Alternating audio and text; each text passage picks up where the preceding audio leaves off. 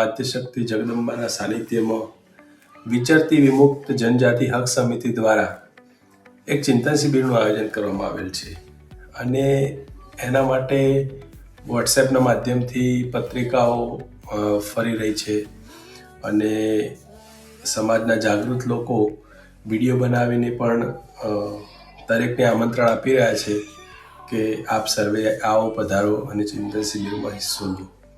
તો એવો એક પ્રયત્ન હું પણ કરી રહ્યો છું અત્યારે.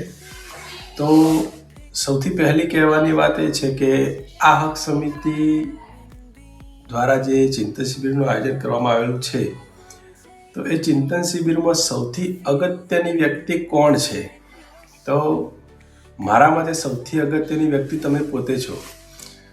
કારણ કે જે પણ હક નથી મળી રહ્યા એ તમને નથી મળી રહ્યા, મને પણ નથી મળી રહ્યા, પણ હું તો જવાનો જ છું.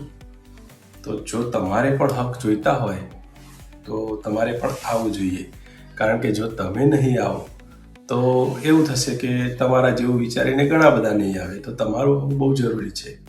બીજી વસ્તુ કે આ હક સમિતિ દ્વારા જે પણ કાર્યો ભવિષ્યમાં થવાના છે, તો એ તમારા માટે, તમારા બાળકોના ભવિષ્ય માટે અને આપણી આવનારી પેઢી માટે, આપણી સંસ્કૃતિ માટે, આપણા વારસા માટે, એના માટે આપણે કંઈક નવીન અભિગમ અપનાવીને આગળ કામ કરવા માગીએ છીએ.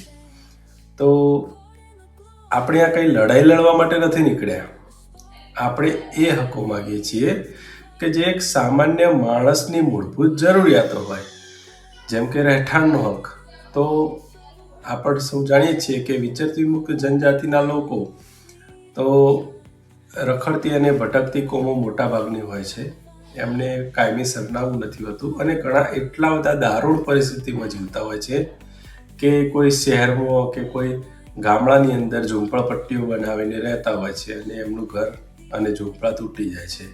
કારણ કે એ જગ્યા ઉપર એમની માલિકી હોતી જ નથી અને કોઈ ગામ એમને પોતાના ગામના વ્યક્તિ તરીકે સ્વીકારવા પર તૈયાર નથી હોતું, કારણ કે એ લોકો આ ગામથી બીજે ગામ સતત સ્થળાંતર કરતા હોય છે. તો એવા લોકોને રહેઠાણ મળે એના માટે શું કરવું?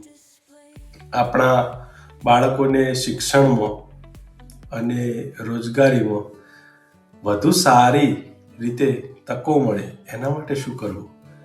જે ઓબીસીની અનામત છે 27%, તો એ 27%માંથી વિચરતી અને વિમુક્ત જનજાતિઓને અલગથી અનામત આપવામાં આવે તો આપણા બાળકોના ભવિષ્યમાં શું એનો ફાયદો થઈ શકે? શિક્ષણમાં શું ફાયદો થઈ શકે? રોજગારીમાં શું ફાયદો થઈ શકે? સરકાર દ્વારા અલગથી એનટીડીએનટી માટે નિગમ બનાવેલું છે, તો એને પૂરતા પ્રમાણમાં ગ્રાન્ટ મળે. આપણે સૌ સાથે મળીને એવી ઝુંબેશો ચલાવીએ કે વિચરતી વિમુક્ત જનજાતિના પ્રમાણપત્રો કઢાવીએ અને વિચરતી વિમુક્ત જનજાતિના લોકોમાં ઘણા લોકોને સ્મશાનના, કબ્રસ્તાનના પ્રશ્નો પણ હોય છે. એના માટે પણ આપણે સાથે મળીને કામ કરીએ. મતલબ કામ કરવાની વાત છે. આમાં કોઈ જગ્યાએ નેતાગીરી જેવી વસ્તુ છે જ નહીં. અને આમ તો જોવા જઈએ તો નેતાગીરીમાં તો એવું છે કે આપણે કોઈ પણ બીજા વ્યક્તિના નેતૃત્વમાં આપણે એના ભાષણમાં તાળી પાડવા માટે તૈયાર હોઈએ છીએ, પણ આપણા સમાજનો કોઈ એવો વ્યક્તિ કે જે આપણને એવું લાગે કે ના બહુ જબરજસ્ત ટેલેન્ટેડ વ્યક્તિ છે, એના વાત ઉપર આપણે તાળી પાડવા માટે તૈયાર નથી હોતા. આવી કોઈ સારી વાત જ્યારે બજારમાં આવે ત્યારે એને શેર કરવા માટે પણ તૈયાર નથી હોતા. આપણે બહુ કન્ઝર્વેટિવ મૂડમાં જતા રહ્યા છીએ અને વધુ પડતા નકારાત્મક થઈ ગયા છીએ.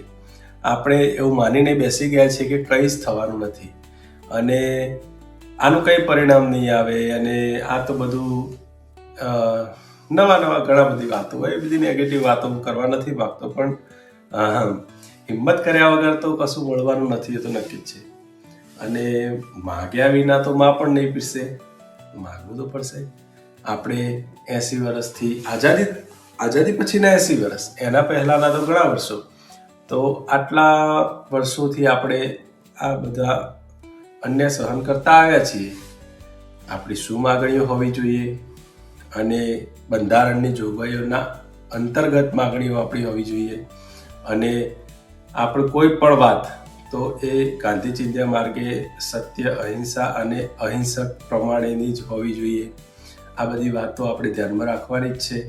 અને બીજું કે આપણે કોઈ આંદોલન કે ચળવળ કે એવું કંઈ કરવા જઈ રહ્યા નથી. આપણે વિચારતી મુક્ત જનજાતિના લોકો ભેગા મળીને એ દિવસે ચર્ચા કરીશું કે આપણે શું જોઈએ છે અને શું નથી જોઈતું. જે નથી જોઈતું એ આપણે ઠંડા બસ્તામાં નાખી દઈશું, પણ જે જોઈએ છે એ મેળવવા માટે શું કરવું.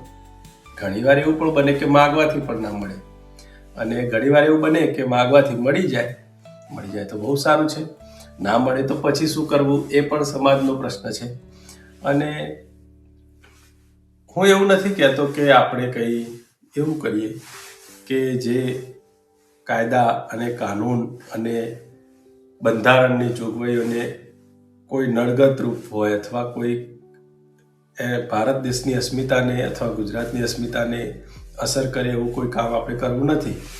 પણ શું આ વંચિત, શોષિત અને ગરીબ સમાજોને શું એ લોકો માણસ નથી?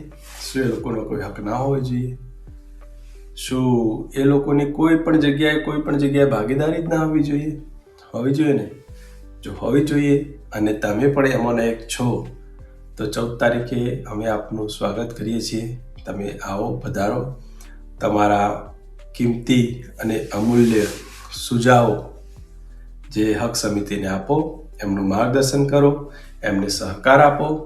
અને મને એવો વિશ્વાસ છે કે હક સમિતિ આપણને ઘણા બધા હક અપાવશે, અને આ તમારા માટે જ છે, કોઈના વ્યક્તિગત માટે નથી. કદાચ હા એવું બને કે આમાંથી 2-4 જણા નેતા પણ ભવિષ્યમાં બની જાય તો એ પણ આપણા સમાજ માટે સારી વસ્તુ જ છે, એમાં કંઈ ખોટી વસ્તુ પણ નથી. તો સહકાર આપવો એ આપણી ફરજ છે.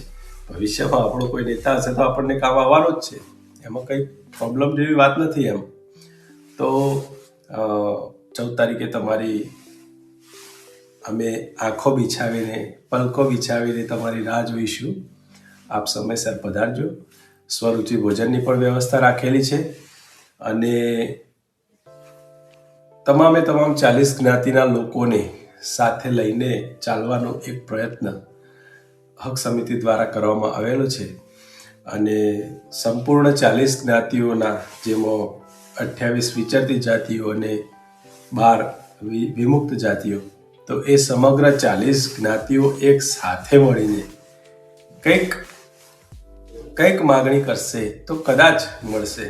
કારણ કે ભારત સરકારે અગાઉ રેણકે કમિશન, ઈદાતે કમિશન, બીજા અનેક કમિશનો, ભારતની આઝાદી પછીથી કમિશનો બનવાના શરૂ થયા, પણ બીજા ઘણા બધા કમિશનોની રચનાઓ થઈ. એમાં એ લોકોએ સ્પષ્ટ કહ્યું છે કે આ લોકોની પરિસ્થિતિ ખરેખર બહુ જ દયાજનક છે.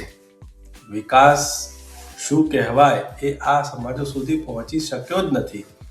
તો એમને આવા ફાયદા અથવા આવા લાભ મળવા જોઈએ એવું કહ્યું છે એ લોકોએ, છતાં પણ નથી મળ્યા. ઘણા બધા રિપોર્ટો તો કચરા ટોપલીમાં નાખી દેવામાં આવ્યા છે, અથવા તો સાચવીને કોઈ ઓફિસની ફાઇલમાં પેક કરીને મૂકી દેવામાં આવે છે કે આ લોકોને કંઈ માગણી નથી, અમને કંઈ જરૂર નથી. તો શું કરવા આપણે આપવું જોઈએ? તો માગતા શીખીએ અને પ્રેમથી માગતા શીખીએ. ગાંધીની જેમ મક્કમતાથી પણ શાંત અને અહિંસાથી માગતા શીખીએ. એવો એક પ્રયત્ન આપણે કરી રહ્યા છીએ, અને એમાં તમારો સાથ જોઈએ છે. જોઈએ 14 તારીખની કેવી સફળતા રહે છે, એના ઉપરથી આપણા 40 સમુદાયોનું ભવિષ્ય નક્કી થશે. જય અંબે, જય મા જોગણી.